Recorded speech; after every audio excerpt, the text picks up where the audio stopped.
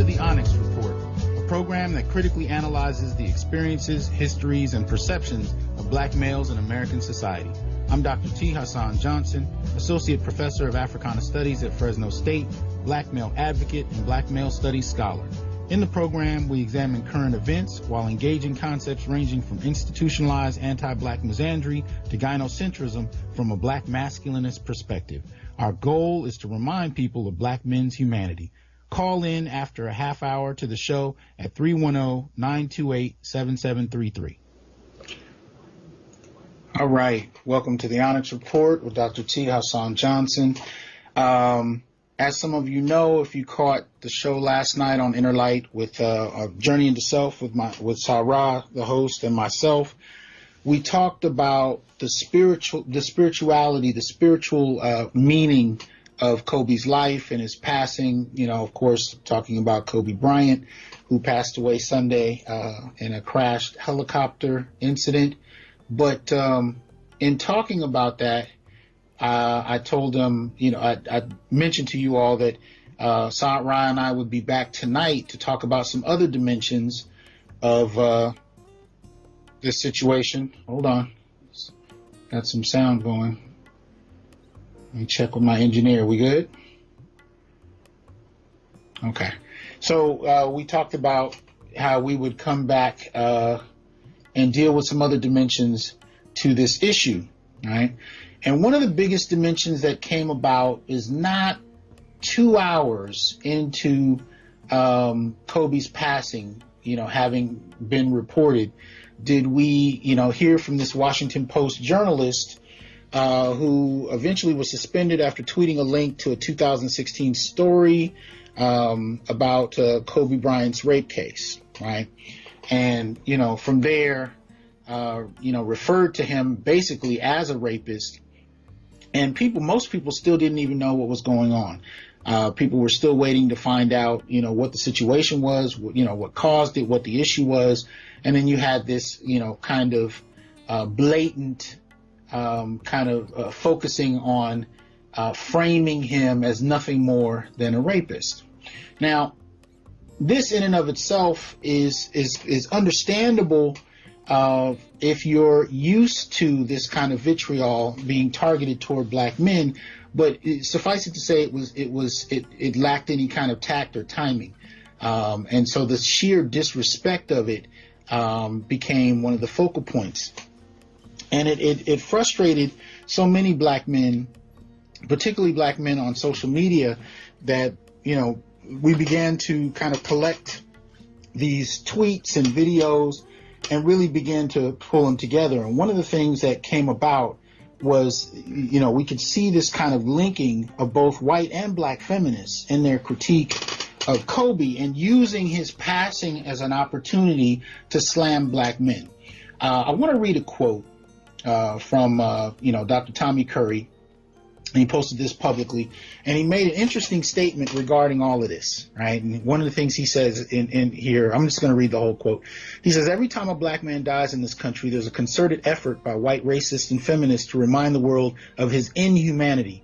Kobe is not the first and will not be the last. We will have this same discussion about Neil deGrasse Tyson, Nate Parker, Gennaro Wilson, Brian Banks, and the Central Park Five. A few months ago, the same conversation was had about Michael Jackson, who was not convicted either. It amazes me that year after year, the Innocence Project finds more and more evidence that black men are more likely to be innocent regarding crimes involving sexual assault and homicide. But social media pundits and academics are convinced that every accuser, even interracial accusers, which have the highest rate of error in eyewitness identification, is correct. Said differently, the woke politics of today suggests that the white supremacists of the Jim Crow South had it right. Every black man accused of rape is a rapist, even when he's not. So America, what is the standard of innocence? This country, the academy, thousands of academics have no problem with a system that does not convict women generally for sexual assault or rape, despite the now decade-long finding that women rape just as much as men. But there's something about accusing black men that excites America. It excites Americans, black and white, to believe there's something savage about black males. This is the characterological defect I write about in The Man Not. Black men are oppressed by the threat of accusations against them because they cannot be innocent. And I would add to Dr. Curry's quote, not only can they not be innocent, they can't be forgiven. Even if the evidence, clearly shows that he's likely to be innocent, black men cannot be forgiven. We must remain perpetual animals, perpetual monsters, and that has to stay. And at least that's what we're seeing in the treatment of black men. White men who are accused of sexual assault, they may or may not disappear from the public eye. Like if we were talking about, Kevin Spacey, or they may be in and out of court with no real concrete conclusion, like we're seeing with Harvey Weinstein. But when it comes to black men, the court of public opinion is at the end of the day the only court, and it does not forgive, it does not acknowledge innocence. It just remains locked in a perpetual state of criminalizing and punishing black men ongoing. And so what we find is not only with celebrities, but with even everyday black men, legacy of accusation, particularly on sexual grounds, is such that it is at the mere publicizing an accusation, at the mere mention of it, the guilt is synonymous with that, perpetually so.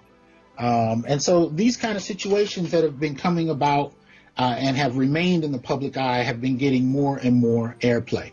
I want to welcome, to tonight. I mentioned him earlier. We talked on his show last night. I want to welcome him back to the Onyx Report today. Ra, you online? What's up, brother? What's up? How you doing? Fantastic. Beautiful. Last night, if you missed it, we had a conversation about Kobe, where we dealt with the spiritual ramifications of his death. We dealt with the meaning of his life. And Ra got a chance to really, break into, the meaning of Kobe, not only in general, but even to himself and his son. Tonight is a little different. We're going to look at the conversation around Kobe and kind of talk about what we're seeing and what it means. Now, Ra, did you want to say anything just to kind of let people know you're here? Yeah, I appreciate being back on the Onyx Report with the Black Male Advocate, and we'll be talking, more along those lines of the how Kobe represented the black male from various perspectives, as a father, a positive black image, as a father, a positive black image as a husband, and just in terms of just being a well-rounded, balanced individual. So last night we spoke about the spiritual aspect, the things that he represented in terms of, how he was able to create the life that he wanted for himself, and using these spiritual principles. But, as Brother Hassan has pointed out, that image, that black image, has been something that's been under attack.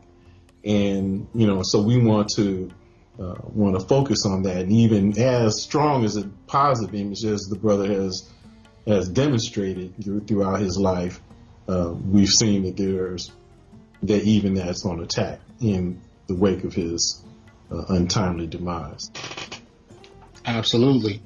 And what I would like to do right now is I want to give the people some examples of the kind of vitriol that many of us have been hearing in the media, reading about on Twitter and other social media platforms, and just really the kind of, just sheer, really hatred of black men that we come across. So what I'm going to do, I'm going to play a short clip of a video that was posted shortly after Kobe passed, and then I'm going to read a couple of tweets, and then we'll jump in and begin to kind of break them down. So first off with the video. It's interesting because I do see a lot of black women who are, again with this like faux sympathy, like it's just so easy to get black women emotionally worked up over stuff. So, oh, Kobe, oh, this or that. And I'm just thinking, like, he really didn't give a fuck about black women. So I was actually kind of surprised that, there was all these posts flying up on social media and whatever. And I do think it's quite interesting. It's been about 6 years that I've been saying things are going to escalate, things are going to get worse. Nobody is exempt from just the vengeance that the Dark Mother in particular brings upon people. If you live your life and carry out your life in a certain way to get certain things in return, then you're going to get it.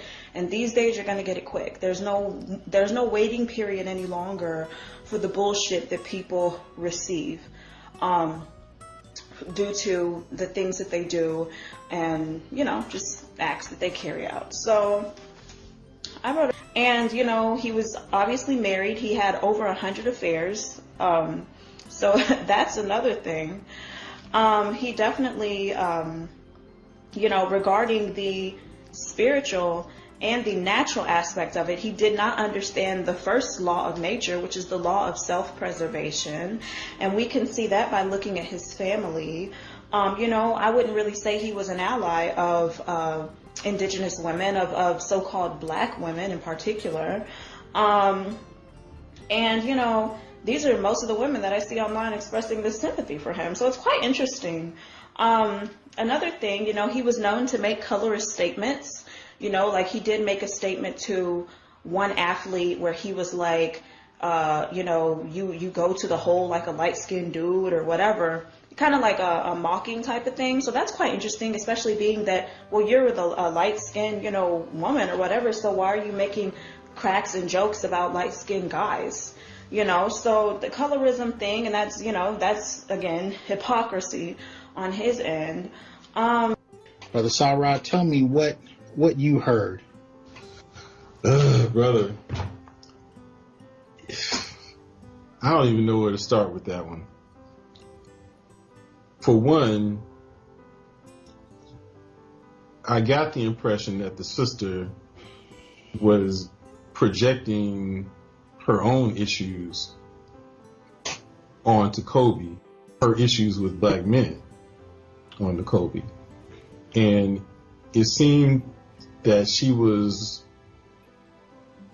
trying her best to cherry pick information to fit the conclusion that she wanted. Mm-hmm. And then overlook the information that contradicted her conclusion. Right. And so, and then tried to find some type of spiritual justification for it, which was completely ridiculous.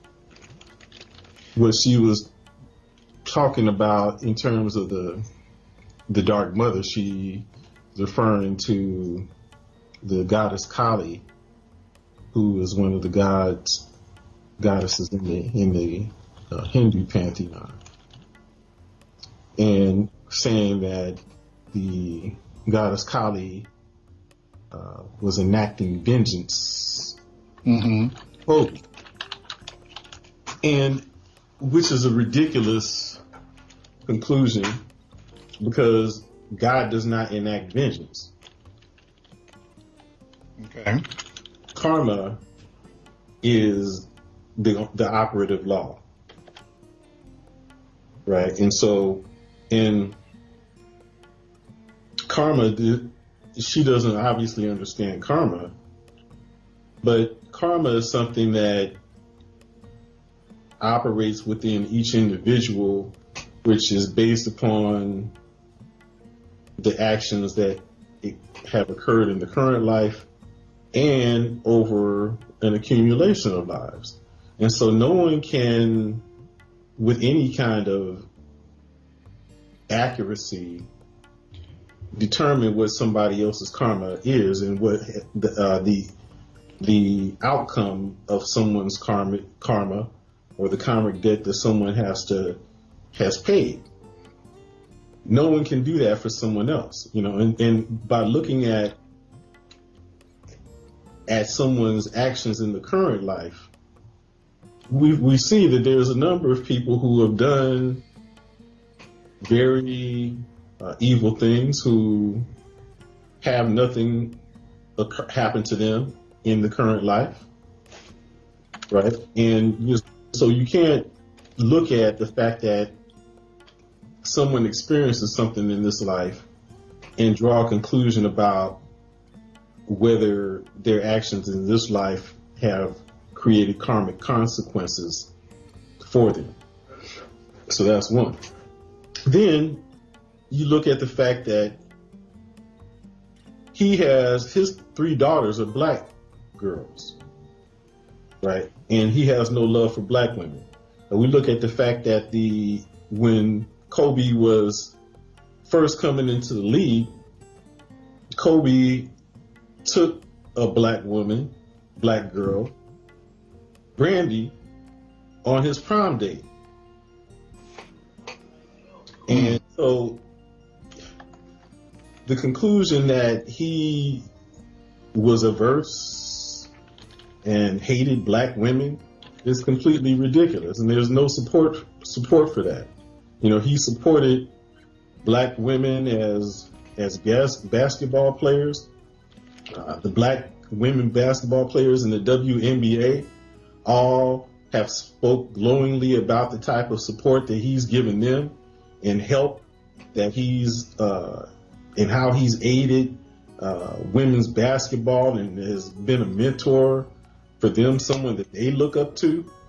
These black women, okay, in the NBA have said this, right? So it's really just, from what I heard there, was just someone who has issues with black men that's trying to project that onto, her internal hatred onto this brother. Mm-hmm. And it's easy to do, when you have somewhat of a platform.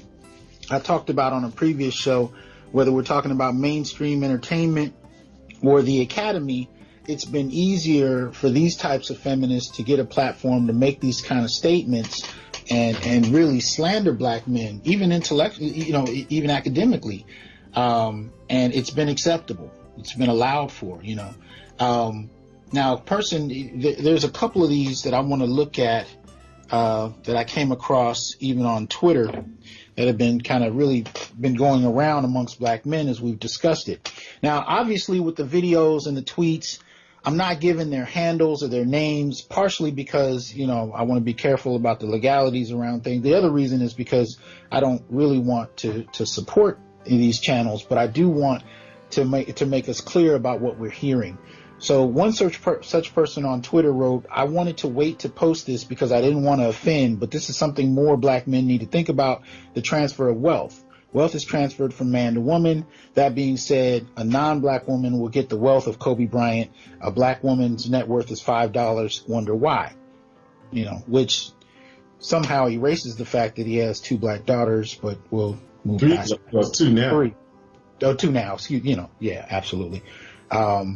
And peace to her. And I apologize, just in my frustration in getting ready to the show, I wanted to start with my condolences to the Bryant family. So let me stop and do that first off. And I should have done that earlier, but also, to acknowledge the passing of not only Kobe, but of course his daughter, this is Gianna, who passed in the helicopter crash as well. Right.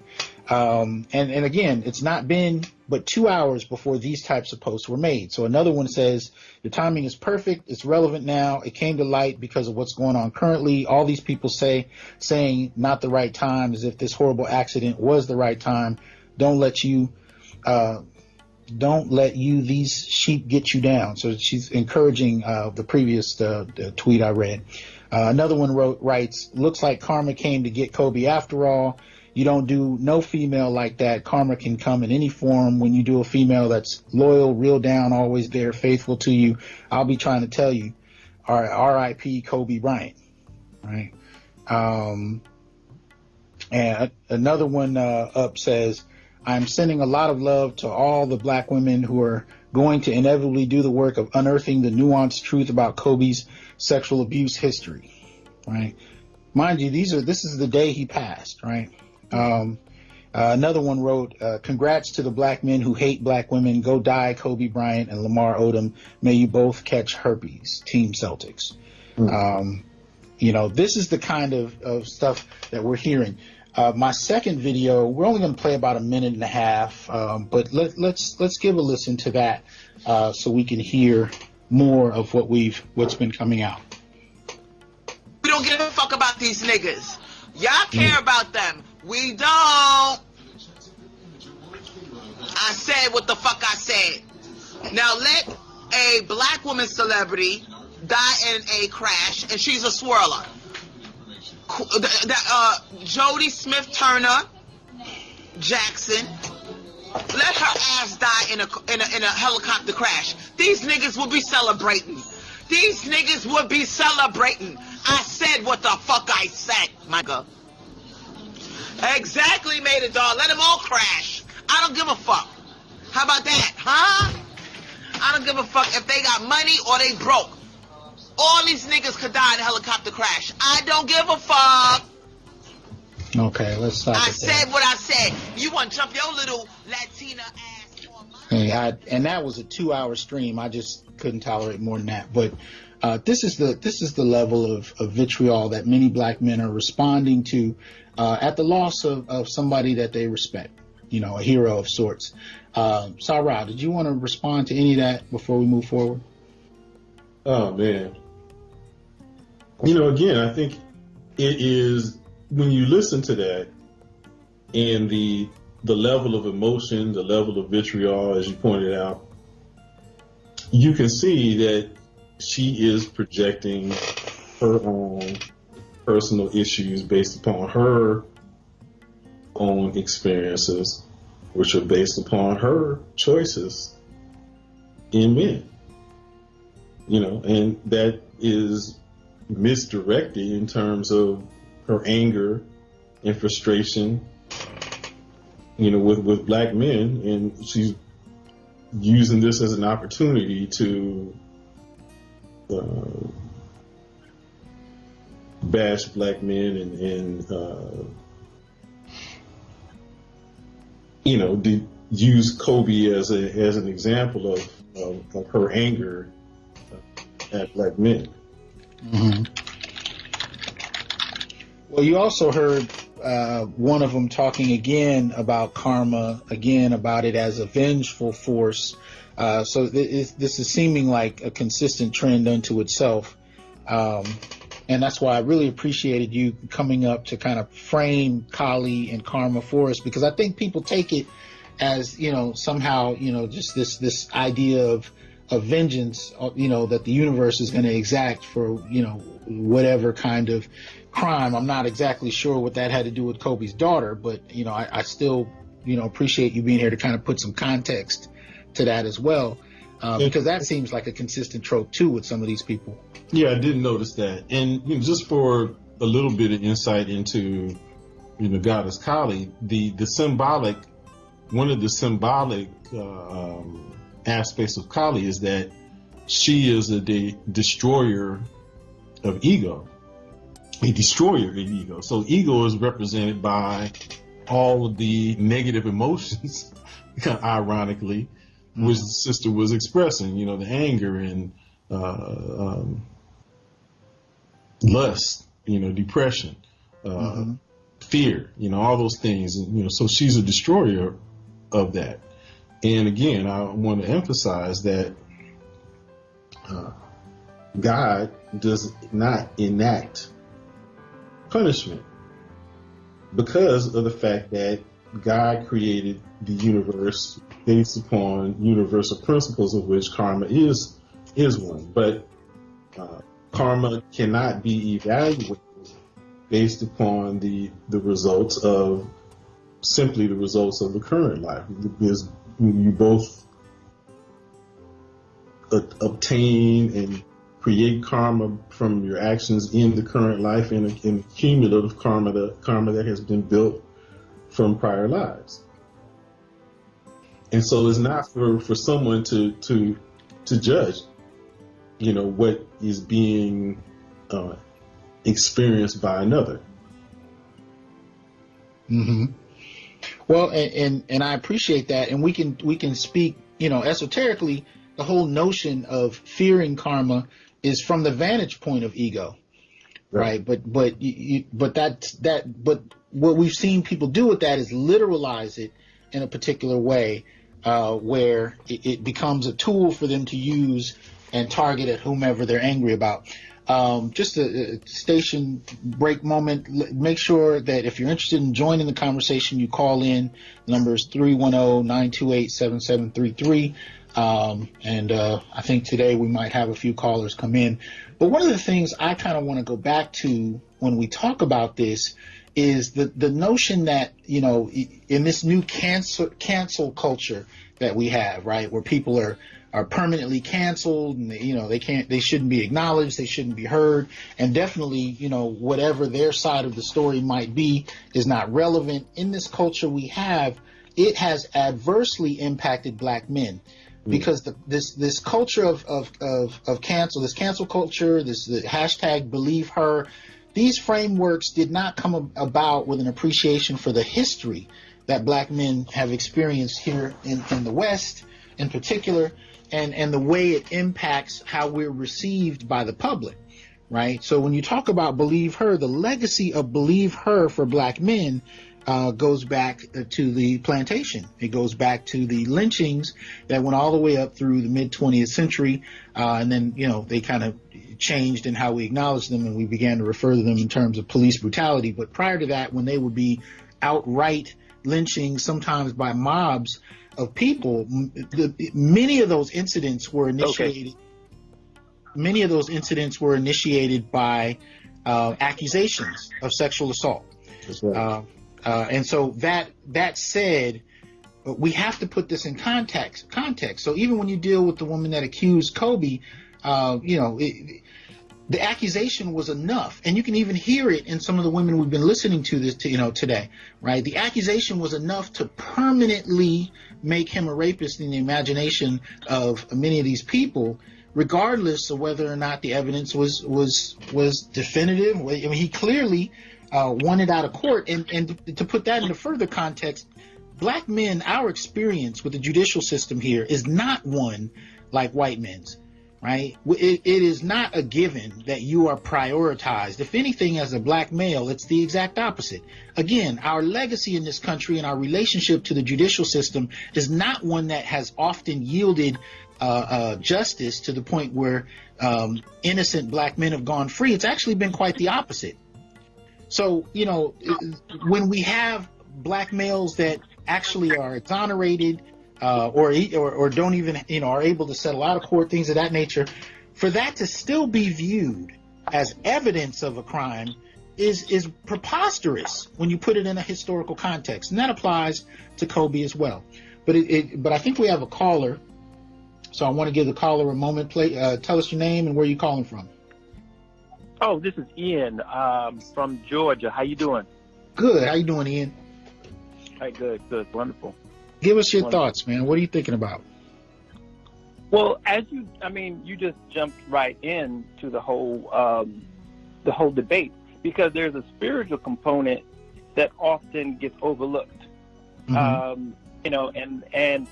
As spirituality, as we know, is the great driver of behavior, thought, and systems. And so in the system, or the spiritual system that most of us have adopted, the black man has become that devil, in a sense. That's just like with Santa Claus. I mean, you had Krampus. Krampus was a dark, figure, representative of the black male. Basically, it was like, okay, you either get if you're good, you get the white male at Christmas. If you're bad, this black man comes down the chimney, and he kidnaps you, and that's been a couple hundred-year-old myth. You understand what I'm saying? So, unfortunately, in our community, a lot of our spiritual systems, even if they're African-based and a lot of New Age-based, they still, in a lot of ways, are based on old structural ideas about who is who as far as who is good and who is evil. You know, the systems may change, but the players don't. You know what I'm saying? There's all the assigned play. You already have your assigned. If you're a pawn, you know, just because you change spiritual systems, you still remain a pawn. Okay. You know what I'm saying? So, in a lot of ways, in my own experience, you know, just as you play the female, more than likely the way the female was speaking in terms of Callie, she's not talking from a Christian perspective. You know, for all we know, she could be practicing an African-oriented religion. But at the same time, it's still framed in terms of the players based on the old model of a racist model. Okay.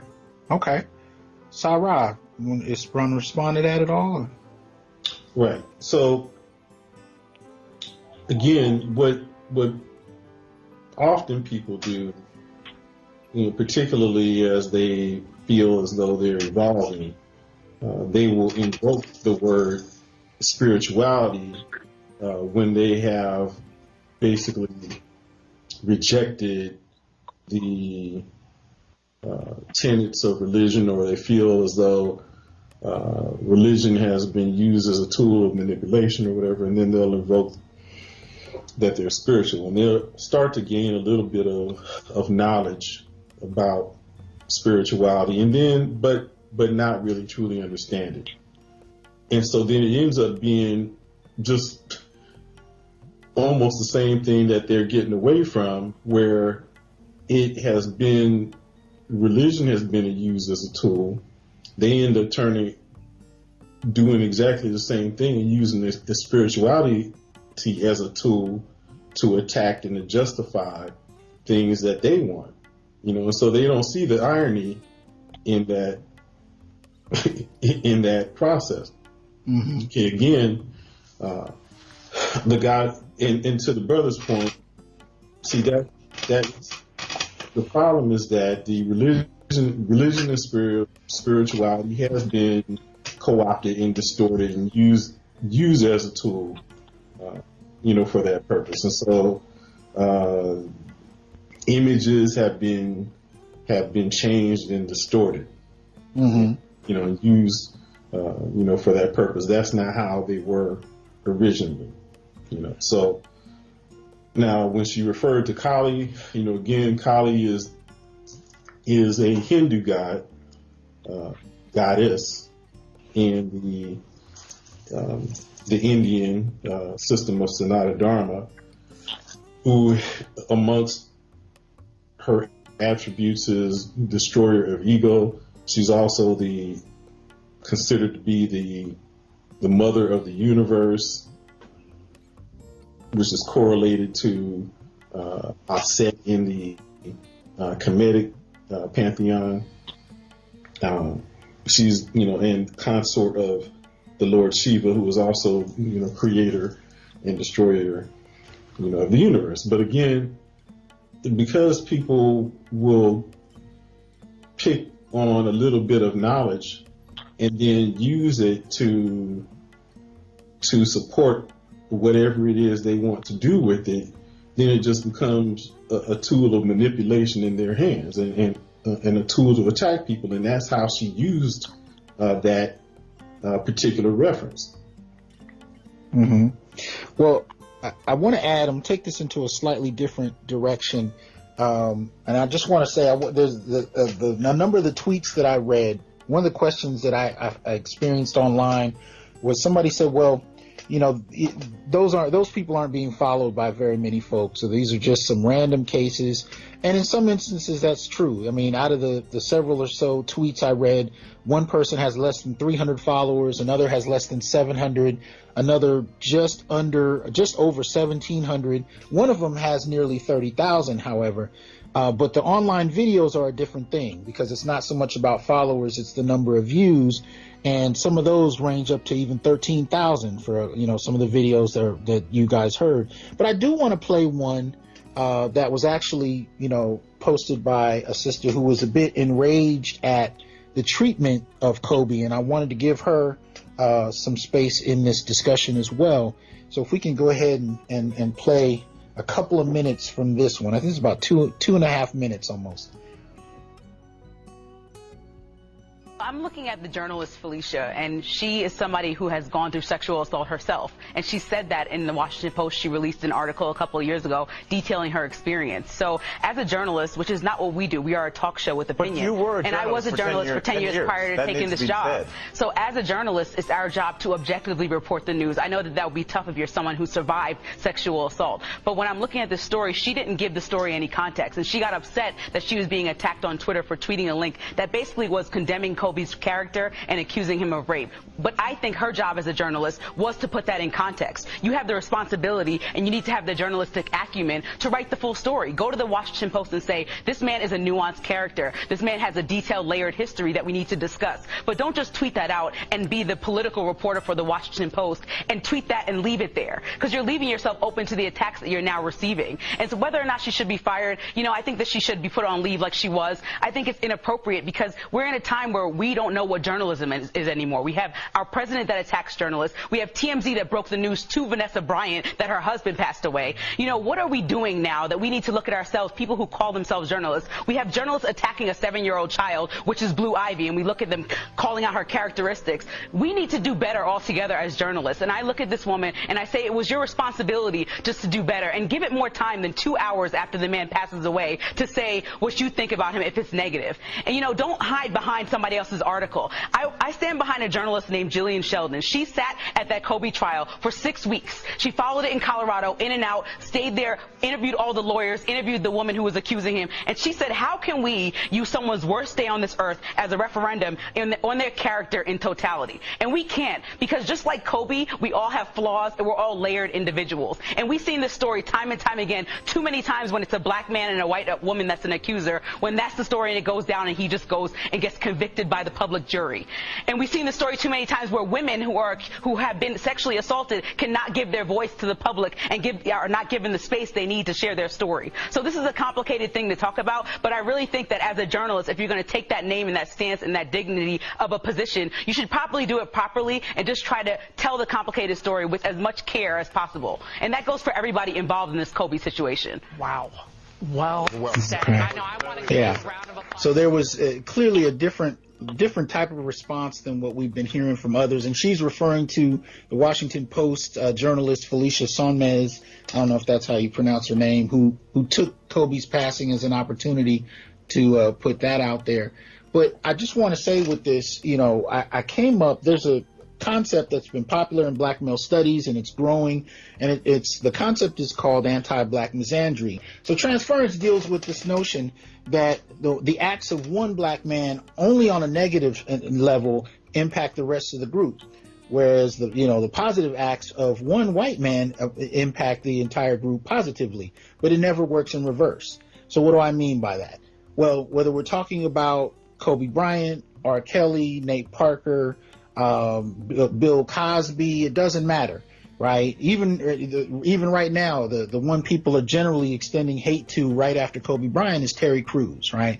Black men cannot be forgiven, and somehow black men that are condemned publicly become the face of all black men. But when you start to deal with white masculinity, it's the opposite, right? So you can look at Jeffrey Dahmer or Ted Bundy or even George Bush, and none of those, if we're going to talk about, or even our current president, right, Donald Trump, none of them become the face, the face of white men. You know, whether they're serial killers, whether they're politicians that we don't like, whether they've raped somebody and they were even found guilty of rape in court. None of them become the face of white men. But, positive white men, or at least white men that have done something successful, become the face of the possibility of all white men. So transference deals with this issue in terms of how white and black men are seen publicly. But the other side to it, the underside of transference, is that, there is no forgiveness. Black men cannot, once condemned, work their way out in the public imagination out of this guilt. They are permanently branded by it. Merely at the accusation, and because of that, it's considered improper to even look at whether it be false paternity or whether it has to do with false accusations of sexual assault or rape. All of these things become minuscule improbabilities that don't really exist, even when the evidence is staring us in the face, even when it's clear that there may be a money grab of some sort. Anyway, so when we're dealing with transference, I wanted to just kind of put that out there because we're seeing it propping up over and over and over again when it comes to the condemnation of black males in public, and the linking of black males to these very old stereotypes about sexual aggression, violence, and rape. And these, become very consistent tropes. But I did want to shout out the fact that there were some that were critiquing some of this that's going on publicly, and I wanted her to give her, the stage to kind of do that. But Brother Ra, any thoughts about what you heard? Well, about what I heard, and then also your comments. And interestingly, as I was leaving work to come here to do the show, I mentioned to some of my colleagues at work that I was leaving to go to do the show, and he asked me, what were we going to do the show on? So, I mentioned we're going to do Kobe Bryant, focusing on, the aspect of him as being a role model for black men. And so he asked me if we were going to deal with the issue of him being, the rape issue, the accusation of rape. And I said, well, certainly we are. And one of the things I said that we would show the contrast of is how he has been stigmatized based upon that accusation as a black man. And he's been stigmatized as a racist, continues to be stigmatized by some that way. But when you look at it from a comparative point of view, there's another person who did rape someone, who plays professional football for the Pittsburgh Steelers, the quarterback of the Pittsburgh Steelers, Ben Roethlisberger, who raped a woman in a club in the men's bathroom. He drug her into the bathroom against her will, as opposed to having a woman come to his hotel room late at night. He drug her into the bathroom against her will, had some off-duty policemen guarding the door on his behalf, white policemen, mind you, who did not testify against him, even though they were part of law enforcement, a benefit that a black man doesn't have. Mm-hmm. But you don't hear Ben Roethlisberger being stigmatized as a racist. That's never brought up in any conversations about him. He's still in the public eye, but it's never brought up. And so, I think that attests to your point about the stigmatization of black men. And if I don't know if you want to go into some trying to contrast some of the facts of the case, but I'll just point out that if a woman goes to a man's room after 12 a.m.,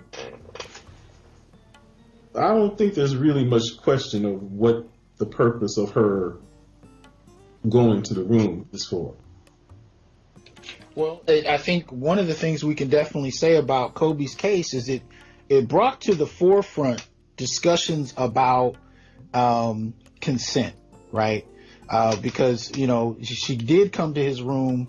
They did begin kissing voluntarily. And to Kobe's understanding, he said the rest of it, everything was consensual. As a matter of fact, other reports suggest that afterwards she went to a party and bragged about, Kobe's penis size and having sex with him, so on and so forth. And then later on, it became a whole. Okay, it looks like we got a caller in. Caller, turn down your volume so there's less feedback. Hello? Yeah, hold on one second. Just turn down your volume so there's no feedback. Okay. So anyway, there's definitely questions about that. And so when they settled out of court, many believe that was her primary motivation in this, of course, because, when they actually did investigate her, they did find that her vaginal walls were torn, but she was also quite active, even engaging in sex right after with other people. And so there was this whole question about, okay, where is consent to what? How do we define it? How do we frame it? How does it work? So on and so forth. And that kind of went back and forth. And Kobe himself came forward and apologized in a way afterwards, not suggesting that he was guilty, but suggesting that he could see, how there could be a difference in interpretation because consent had not, the discussion on consent had really not taken place publicly in that kind of way as we're familiar with somewhat now. So there's a lot there, but Kobe's kind of experience with it was, this was a consensual act. She came to my room. She knew what this was. And it was only later, apparently after the death of Trayvon Martin, where, Kobe did mention that he did know how it felt to be, unjustly accused of having committed a crime, and not having done so. So he did recognize it, but he was very, he had to be very polished about how he dealt with it because the vitriol was so deep. Mm-hmm. But it was deep because as a black male, the accusation was enough. And I think part of what I'm trying to get at in today's program is the accusation was enough strictly on the basis of him being black and male.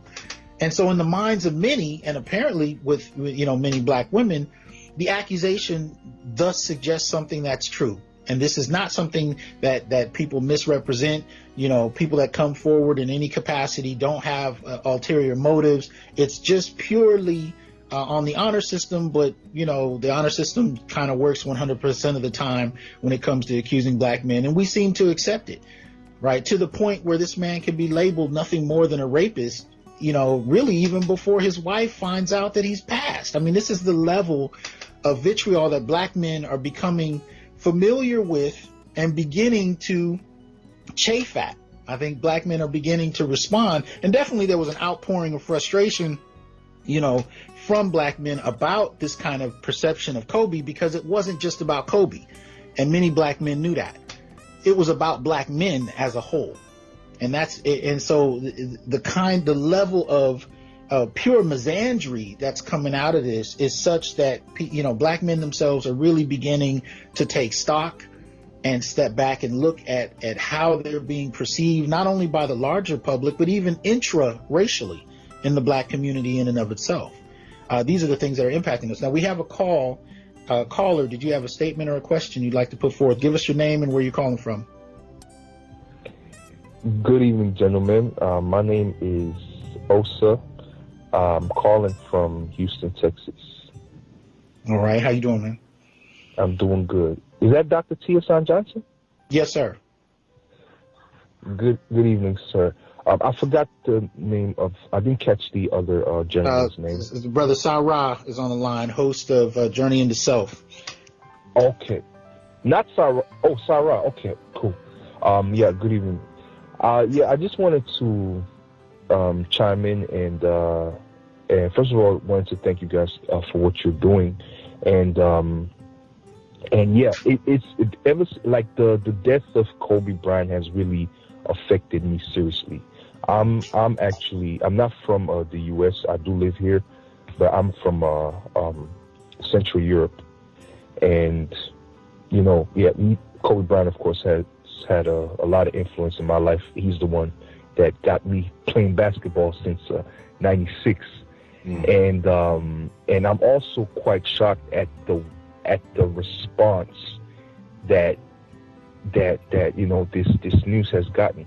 I mean, I was at work, and this was on Monday, and I had mentioned to some friends at work, like, hey, have you heard about Kobe Bryant and everything that happened and stuff? He passed away and this and that, helicopter crash, and they say, yeah, I heard about him, but they were so dismissive about this. Now, I'm not trying to, put race in the mix, but this was a white guy, right? Mm-hmm. And mind you,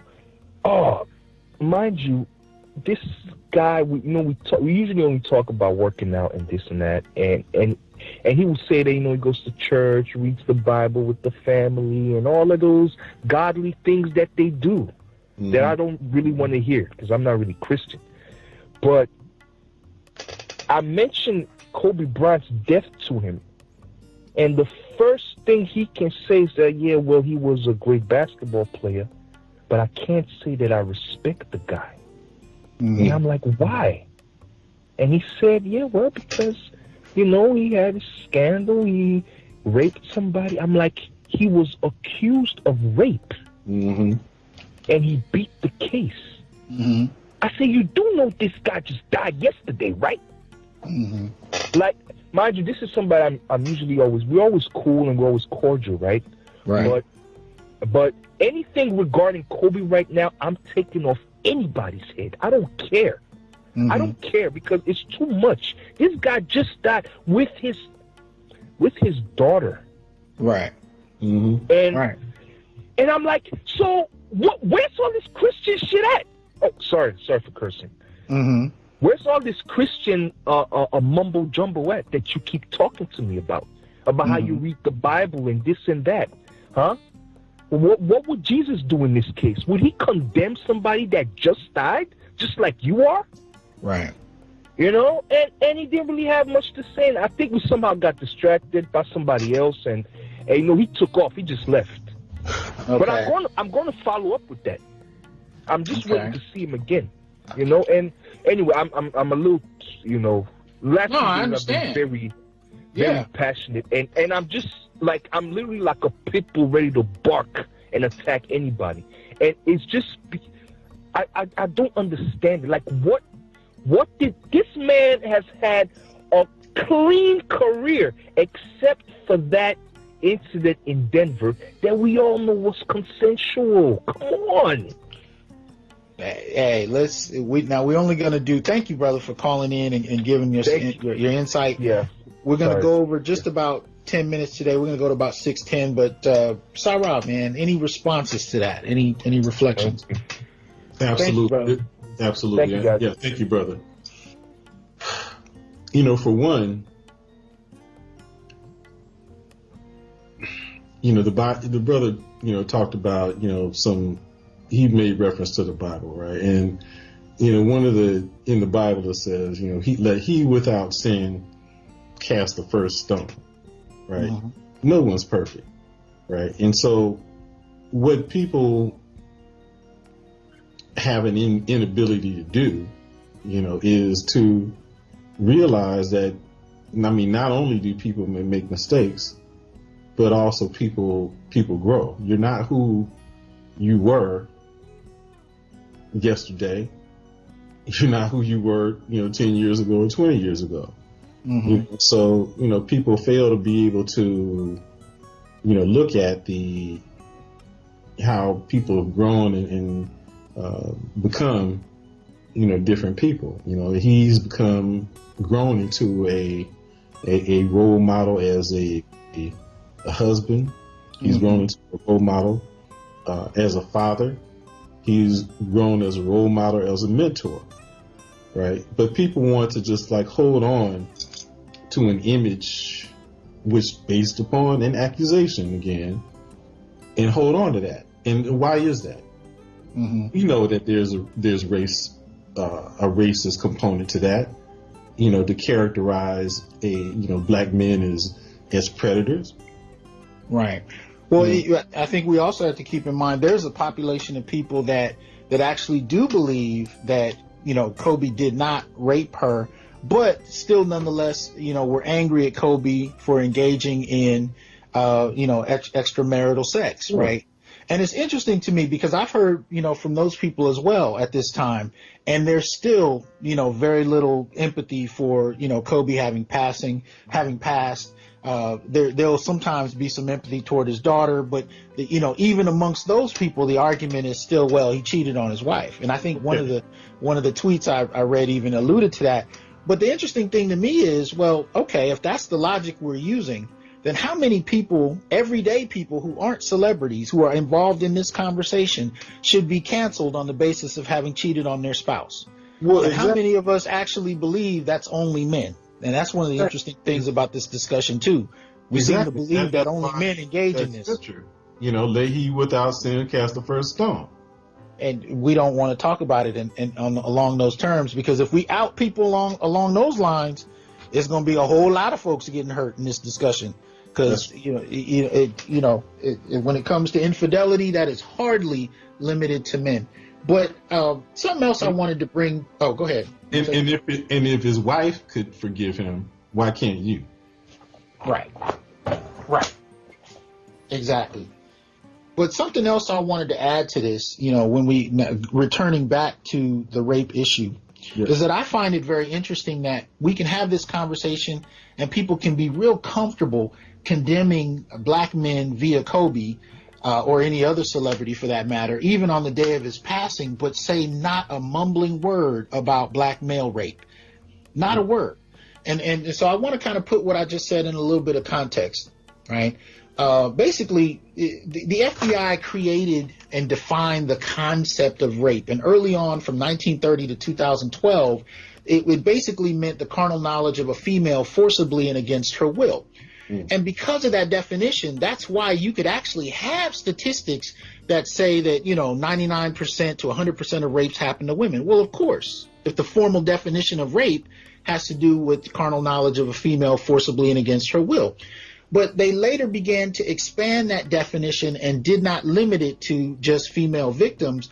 And one of the things they began to find was now they could make sense of all of the reports that were coming in of boys and men who had been raped, right? And one of the newest categories developed by the Centers of Disease Control was the concept of being made to penetrate. So this involved male and female victims forced to penetrate someone else, with their own body parts or a foreign item. And so the rates of made to penetrate affecting LGBT, couples or people who had experienced that as LGBT, as well as men, it began to shift. And what we began to see is that the rates of rape initiated by men to women and women to men were almost exactly the same. They were in the same ballpark. Once we began to understand the way men especially experience sexual violation or sexual violence in general, it opened up the definition altogether, because now it was talking about penetrating another person either by physical force or coercion. So what that meant, and I'll give real life incidents. There was a case, I think it was in Seattle, where a man woke up in the morning and a woman had broken into his apartment and had actually begun to, she had seen him around, but she began to have sex with him while he was asleep, and he woke up inside of her. That would be an example of made to penetrate. Another example would be if somebody had some incriminating photos or information of you and said, if you do not provide me sexual service, I will release these. Or an employer at work, and this blends into other forms of violation we could talk about, who demands sex in order for you to keep your job or to be promoted. These are the kinds of things that were never part of the narrative of rape until in the last really 7-8 years. And so what we began to find with black males in particular is when you add up the made to penetrate cases, rape by the new FBI definition, and prison sex and assault, what we find is, statistically speaking, it is my argument that black men actually experience rape at higher rates than any other demographic. Now, America is the only country where it's arguable that men actually experience rape more than any other country because of the rates of incarceration, right? There's about 220,000 women incarcerated. There's over 2.5 million men. That said, because so many men are incarcerated, the rape rates are askew. But black males are incarcerated more than any other group. So when you really began to look at this framework, the rape that black males experience at the hands of women and other men, even as boys or as grown men, are actually incredibly high. But there's no conversation for that. So somebody like Kobe can die in a tragic accident, and we can quickly refer to him as a rapist without even blinking, but there's still no national conversation on black male rape. And so I find it really interesting and hypocritical in that way, that black men can be the face of rape, but their own victimization by rape, where they suffer in really the highest numbers, goes unspoken. Yeah, that also, the whole issue, again, he was accused of rape by a white woman. right? And we go back into history, and how many black men have been falsely accused of rape by white women? And how many horrible events have been precipitated by the false accusation of rape by a white woman? And so I find that, particularly interesting that black women would find themselves as being perpetuators of that type of stigmatization, given the type of history and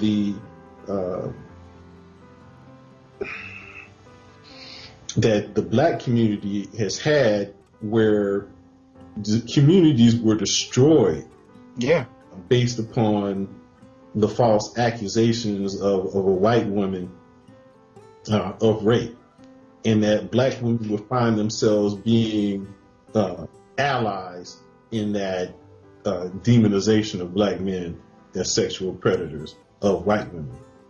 Right. Tropes that go back, generations, that comfortably fit the current model, but nobody wants to question that.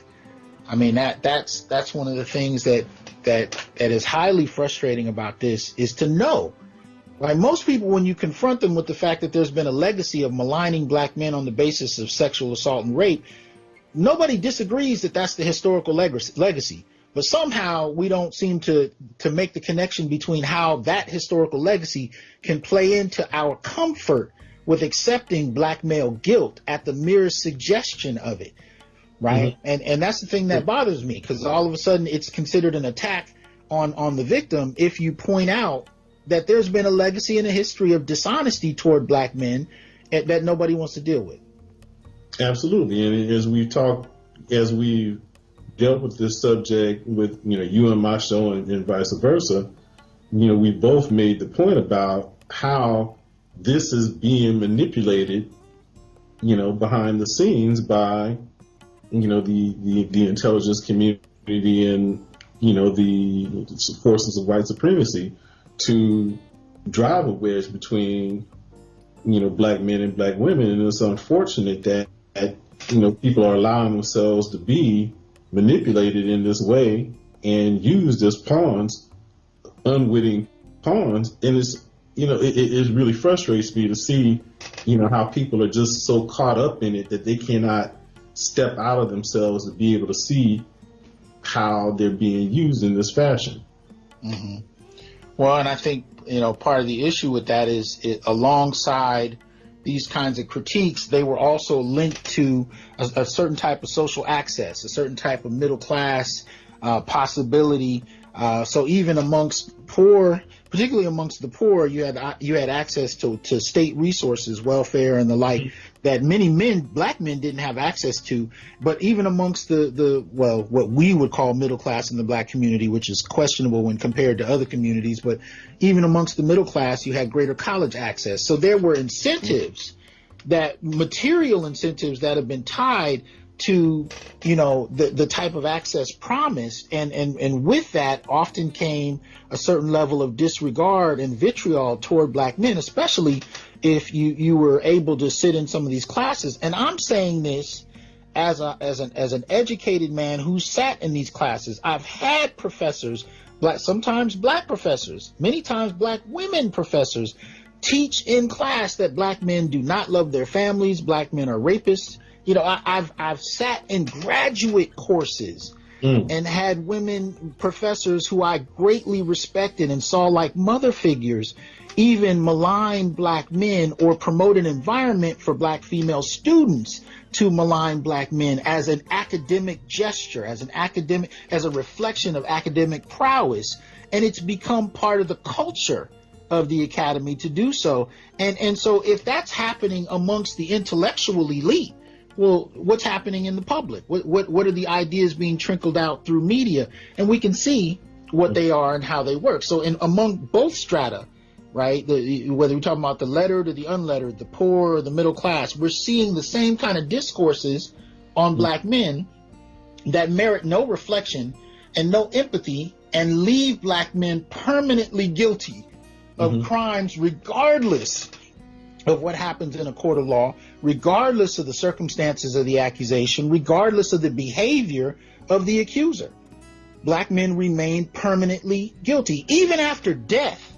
I mean, one of the things in recent reports in the last few weeks was that Oprah Winfrey pulled out of the documentary that was initially going to be about a white sexual assault offender, but she decided apparently, or her camp or someone involved in that decided to shift that to Russell Simmons. And the public backlash led by black men like 50 Cent began to question her doing this, especially after we already saw it done with R. Kelly, and she kind of led the push on Michael Jackson and put the film out after his death about him being guilty. You know, so she pulled out of the Russell Simmons, but the fact that she was doing it, you know, is part of what I'm looking at. There is currency in maligning black men. There's social currency in it. There's material currency, especially if you're somebody like an Oprah, and it's acceptable. Nobody has a problem with it, and when black men voice their issues with it, it usually goes, unheard. So it's interesting to me that she at least pulled back from that. But then she came out later and said she didn't do it because she was pressured. So at the end of the day, black male voices are still not acknowledged openly, but it's nonetheless what we see happening. Indeed, and as you pointed out, and in the comments that you just made, you just demonstrated that black women have the platform in order to be able to launch that type of attack. There is no black male platform to defend themselves.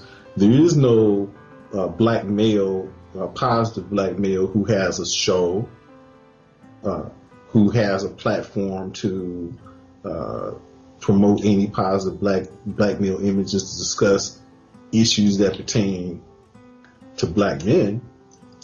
There's nothing like that, So someone like an Oprah and her friend was a gay or whatever, they'll have shows and they have the opportunity and the platform to be able to be used as pawns to attack the imagery of black men, and that's exactly what's done.